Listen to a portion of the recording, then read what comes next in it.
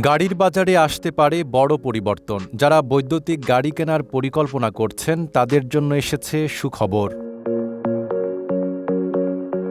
কারণ নতুন বাজেটে কমানো হয়েছে ইভি বা বৈদ্যুতিক গাড়ি আমদানির শুল্ক কর। ২০২৬-২৭ অর্থবছরের বাজেটে বৈদ্যুতিক গাড়ি আমদানির ক্ষেত্রে সার্বিক শুল্ক কর কমানোর প্রস্তাব দিয়েছেন অর্থমন্ত্রী।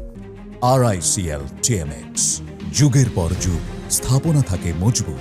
বর্তমানে একটি বৈদ্যুতিক গাড়ির উপর মোট শুল্ক ভার রয়েছে ৯৩%। তবে নতুন প্রস্তাবে এই হার উল্লেখযোগ্যভাবে কমিয়ে আনা হয়েছে।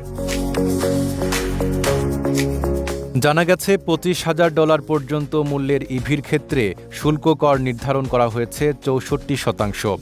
অন্যদিকে $২৫,০০০ থেকে $৫০,০০০ মূল্যের বৈদ্যুতিক গাড়ির জন্য প্রস্তাব করা হয়েছে ৮০% শুল্ক কর।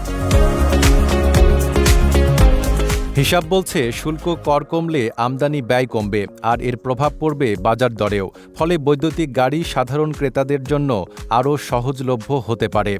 এই সিদ্ধান্ত এসেছে দেশের ৫৫তম জাতীয় বাজেটে। নাঈম আরাবী, ঢাকা পোস্ট।